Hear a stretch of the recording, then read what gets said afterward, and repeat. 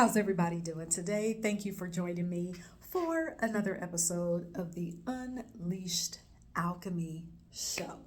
So, listen, I want to talk some more about why you can have all of these people around you. I'm not talking about random basic people, I'm talking about the people that are in your life that you refer to as your family, whether it's blood relation or not. People that are your friends, people in your community, people in your circle that you live this life with, right? And I want to talk about how even having all of those people around you, why being in the dark, while being in the middle of a transformational process, fire, you can still feel lonely. Now, I know that I talked about this in the most recent video that I uploaded, but I wanted to, this is an extension, okay, of that video because I wanted to add more specific examples to why it can feel lonely, why you can feel lonely. And I'm purposely saying feel lonely because you're not identifying as being a lonely person. It is just a feeling, okay? It is a feeling. Doesn't mean you're alone, but that is how you feel, all right? So please understand that distinction. So let me say this first. Spiritual growth. You can call it an upgrade in your consciousness. To me, that's the same thing, all right? So that elevation, it can feel lonely because you are required to shed ideas and beliefs that the people around you are not only embracing and holding on to, but they are hoarding. Okay? Doesn't mean that anything is wrong with them. Doesn't mean that anything is wrong with you. It doesn't mean that they're better than you or you are better than them. We're just saying that those beliefs and ideas that the people around you are hoarding, you have said, no, I have to shed that. That's being burned away from you or burned off of you. I know that sounds dramatic, but that is what is happening because you understand that those ideas and beliefs, they're not going to serve you for this next iteration of you. They are not going to serve the alchemist in you. They are not going to serve the magician in you. They are not going to serve this new identity that you have chosen to embrace. All right? So, where do these beliefs and ideas come from? Well, we already know about programming. We already know that we learn certain ideas and constructs from our families, different systems, religion, which includes religion, education, all over society. All right? Those beliefs and ideas, what happens is they become so ingrained into how we live, how we think, and how we be and exist in the world, that we form stories around them and they become conversation staples. I'm going to bring examples or give examples of those conversation staples. But before I do that, I want to say this.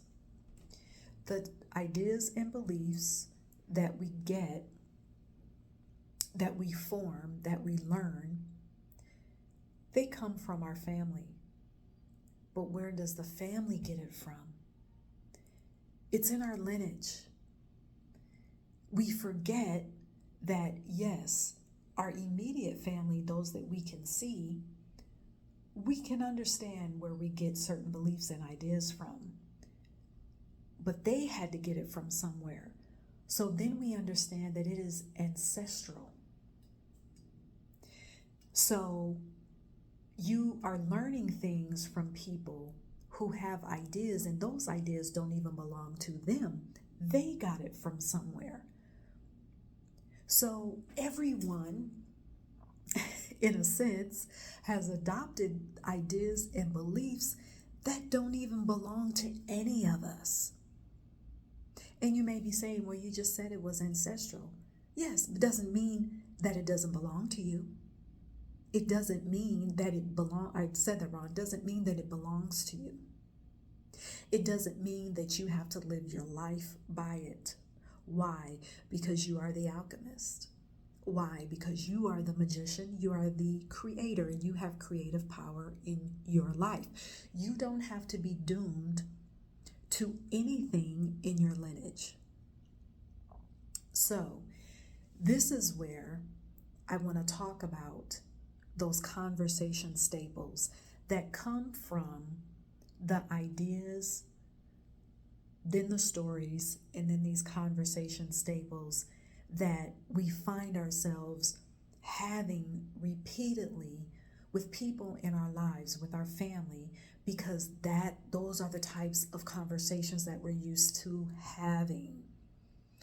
So, an example of a conversation staple is about life being hard every day. Is about life being a struggle. And you just have to deal with things. You just have to deal with it. You have to work really hard. And even then, only certain people get to a certain point in their life when they're making the money that they want to make.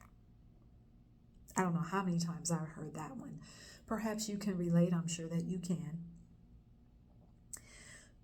So and those are just a few examples. I'm going to get into some more. So even with let's take you have to work hard and life has to be a struggle. What I've seen with people in my life, because that particular idea is so ingrained, I've seen people take on the difficulties of other people and not even realize that that's what they're doing. It's one thing to help someone and to be a support system to someone else who's going through a challenging situation. That does not mean you take on the difficulty. There is a difference. And I've seen people do that and they just carry, and then in their life, they just become used to things being hard, so that is what they manifest.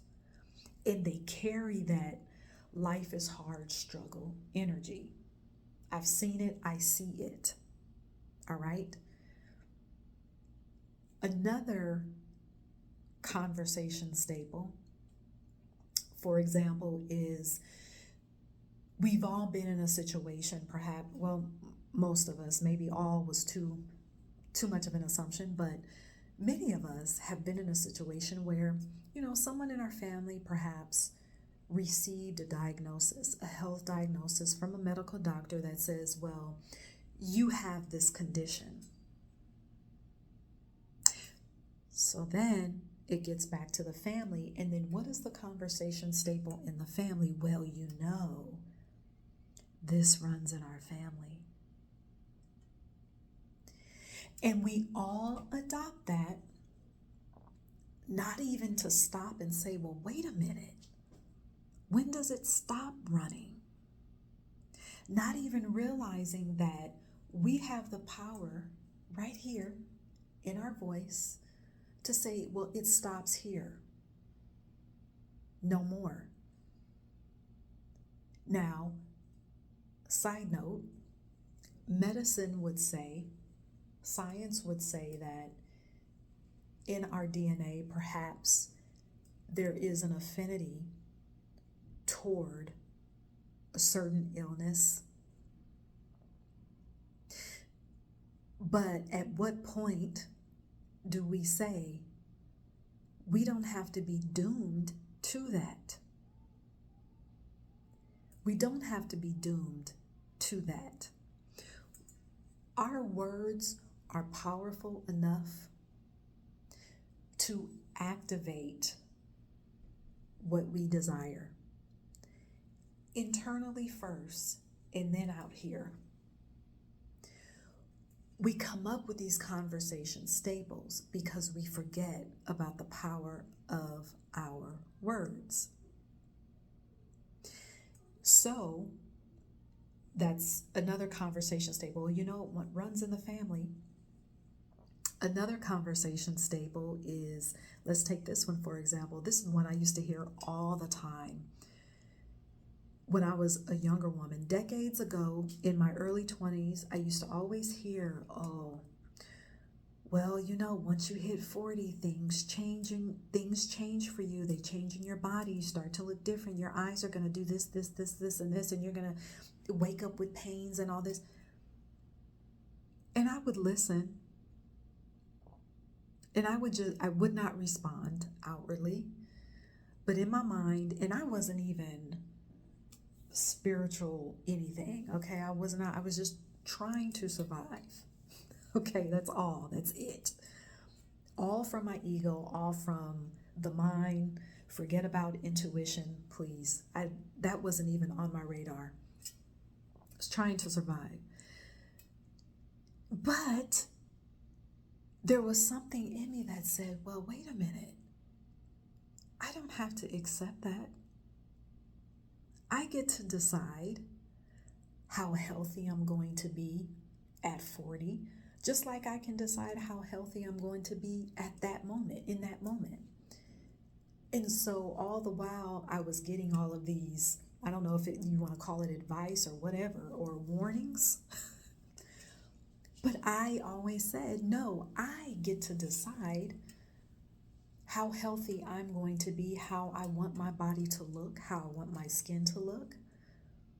And I am 46. Thank you very much. And I have decided how I want my skin to look, how I want my body to look, and how I want to feel. That's another conversation piece. Another conversation piece is, or staple is, and I just heard this recently, is, well, things get harder when you get older. Well, okay, but is that what you want when you get older? All of us. And see, here's the funny thing about these conversation staples is that we don't even stop to say, well, wait a minute. Is that even what I want for my life? Now, if we go back to the example that I just said about, life gets harder or things get harder when you get older. Well, all of us say, we want the blessing of having more birthdays. We want to live a long, healthy life, but then we have these unhealthy conversation staples just because it sounds realistic. That does not sound realistic to me. What sounds realistic is, no, wait a minute. As I have more birthdays, I want to be healthy. I want to stay healthier. I am staying healthier. My body is constantly being rejuvenated as I have more birthdays. So we have these staples, these conversation staples, and we don't even examine. Many times we don't examine where they come from. And I know we just talked about where they come from at the top of this video. But then we don't ask, well, do I believe that for me? Do I want that for my life? Do I want those words that I just spoke? Do I want to see that happening in my life? If we gave ourselves 5 minutes, 2 minutes, 2 seconds to even ask that question, do I really want that for my life? Do I believe that? You'll be surprised at the answers that come up, and you're going to have more answers than just, hell no, I don't want that. This is what I want. So I want to talk about what happens when we adopt those beliefs and ideas. The implication of that is that we may become resentful for adopting beliefs that were not even ours, which led to us living a life that was not ours. we can become resentful because then we start to think, well, damn, I wasted all of that time living out these beliefs that I don't believe, living out these ideas that I don't even want. And here's a side note for that. If you are feeling resentful, don't ignore it, just observe. When you observe, then you can alchemize it. You can say, okay, that's how I'm feeling now. Let me allow the resentment to be there. So how can I use the resentment for my good? That is where your alchemy comes in, right? So another piece to this that I want to bring up is our beliefs and ideas. We just said they create stories for us, or we create stories around them that once we go through this transformational fire, we realize that those stories no longer apply to us. And how we act can also come from, it does come from our beliefs and ideas. So an example of this would be ways of communicating. So let's say that with the people in your life, the people that you are close to, perhaps you all have had a way of communicating that was a little bit chaotic. Perhaps during conversation, there was a lot of loud talking, a lot of people talking over each other, no one really listening to understand, only listening to respond. And now that you see another way of being and existing for you, now you're saying, well, no, I don't wish to communicate like that anymore. I wish to communicate in a way where I'm listening and understanding what you're saying, and I'm getting the same thing in return.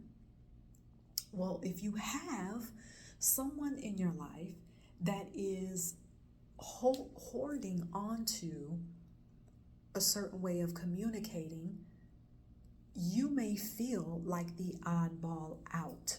You may feel lonely in that. So that's an example of how you may feel lonely, because not only are we talking about with these beliefs and ideas, not only are we talking about conversational staples that have been unhealthy, but we can actually talk about a way of existing and being and doing things that we're also shedding. All right. So in this video, I want the takeaway from this for you to be this. Next time you are in a conversation and it starts to sound like a repeat of what you've had. And another example of this is, we can talk about ideas and beliefs being in our lineage, and beliefs and ideas being there that never belong to us. That also applies to money and lack and scarcity. Maybe in our bloodline,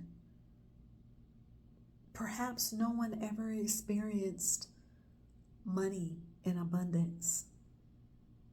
Well, does that mean that you have to be doomed to that existence? No.